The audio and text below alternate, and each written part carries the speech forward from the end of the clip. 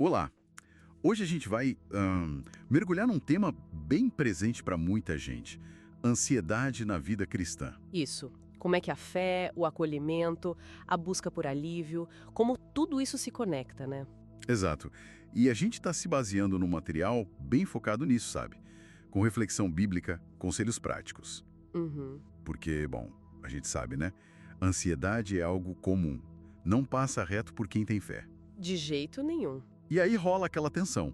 Como é que eu lido com a minha fé, minha confiança em Deus e ao mesmo tempo sinto aquele aperto, aquele medo? Será que estou falhando? É pecado sentir isso? Pois é.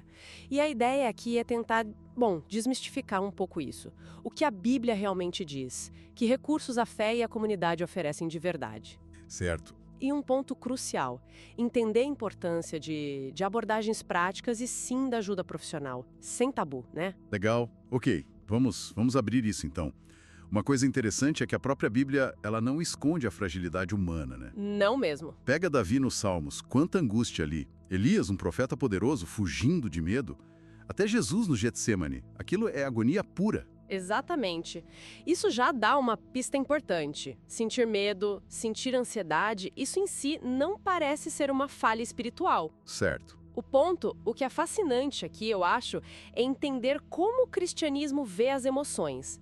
Deus nos criou com elas. Sentir faz parte. Uhum. A diferença tá entre sentir e ser, tipo dominado pela ansiedade. Deixar que ela mande nas suas ações, te afastando da confiança em Deus. Entendi. E outra coisa importante, tentar só engolir o choro, reprimir, geralmente não funciona, pode até piorar. Faz tudo sentido. Então, a fé não é só, sei lá, um pensamento positivo. Ela oferece coisas concretas, né? Com certeza. Eu lembro logo de Filipenses 4, versículos 6 e 7. Não é só não se preocupe. Tem um processo ali. Leve a Deus em oração, com súplica e com gratidão. É quase uma troca. Perfeito. É uma ação de entrega, não é passividade. E Pedro complementa, né? 1 Pedro 5,7. Lançar toda a ansiedade sobre ele. Toda, né? Toda.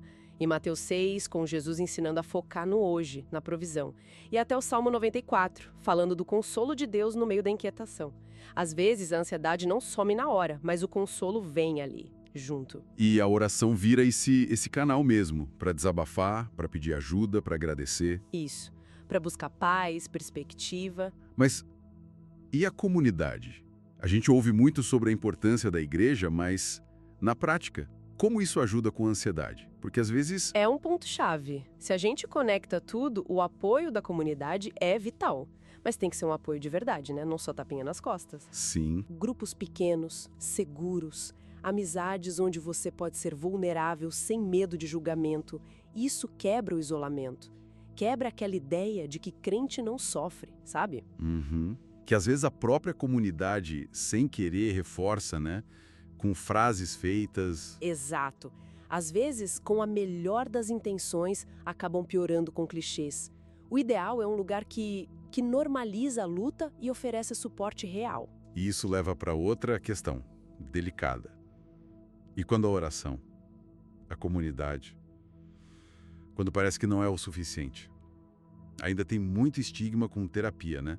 Ah, se tenho fé, não preciso disso. Olha, aqui a conversa precisa ser muito honesta. É fundamental a gente entender que fé e saúde mental não são inimigas. Elas caminham juntas. Sim. Buscar um psicólogo, um psiquiatra, isso não diminui a fé, de jeito nenhum. Pode ser até um ato de responsabilidade com a saúde que Deus deu. Boa perspectiva. A ciência que nos ajuda a entender a mente, o corpo, isso também vem de Deus. Então, integrar um tratamento com as práticas de fé pode ser o caminho mais saudável para muita gente. Não tem contradição nisso. Então, além da oração, da comunidade, da ajuda profissional, que mais?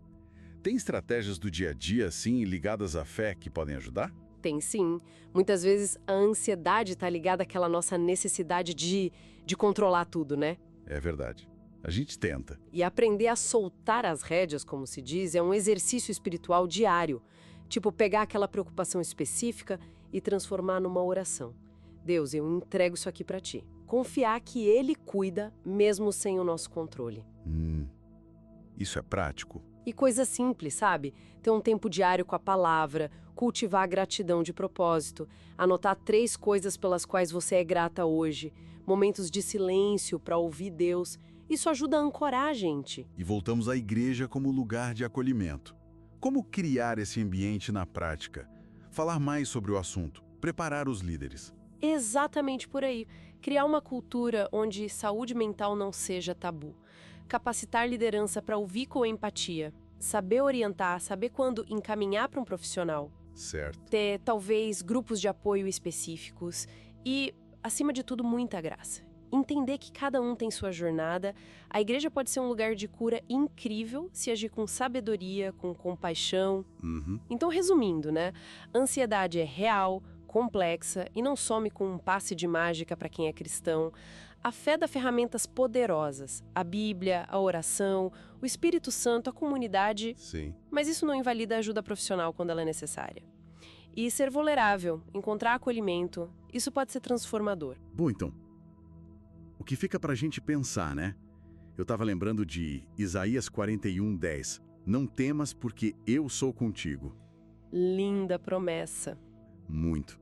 E aí eu fico pensando, será que aceitar a nossa própria fragilidade, a nossa ansiedade, em vez de ficar brigando com ela, cheio de culpa, será que isso não pode ser, de um jeito inesperado, o próprio caminho para a gente sentir mais fundo a força e a paz que vem de Deus, mesmo quando a ansiedade ainda está ali, sabe?